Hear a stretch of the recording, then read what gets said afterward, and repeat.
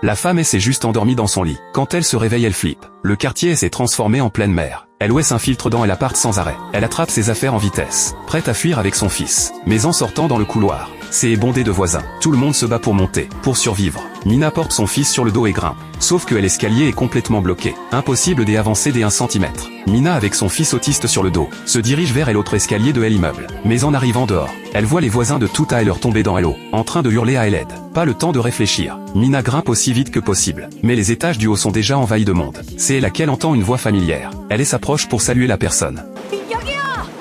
Sauf qu'en un clin d'œil, son fils a disparu. Mina fonce dans un appart pour chercher. Non seulement elle trouve pas son fils, mais elle manque d'y rester, parce qu'une vague énorme frappe l'immeuble de plein fouet, et noie la pièce entière. Heureusement Mina sait nager. Elle retient sa respiration, et cherche son fil sous l'eau. Elle finit par le retrouver dans une chambre. Mais au moment de partir, la porte s'ouvre plus. Quelqu'un les sort de là.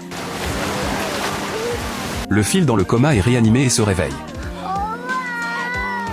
En fait, le mec bosse pour un labo de recherche. Comme Mina est docteur au labo, il doit l'escorter jusqu'au point de rendez-vous. La boîte enverra un hélico pour les récupérer. Mais en montant vers le toit, le gamin a soudain mal au ventre. Mina doit lui trouver des toilettes. Il trouve enfin un appart vide. Sauf que les canalisations tremblent sous la pression. Ça peut exploser à tout moment. Quand elle sent une fuite de gaz, Mina attrape son fils et se barre. À peine sorti, l'appart en face explose. Il court dans l'autre sens. Mais derrière c'est pas mieux. Pendant qu'ils paniquent tous les trois, le mec décide de grimper à l'étage au-dessus. Sauf que le gamin est trop petit pour coopérer. Il s'accroche à Mina et lâche pas. Dans la panique, elle tombe à l'eau.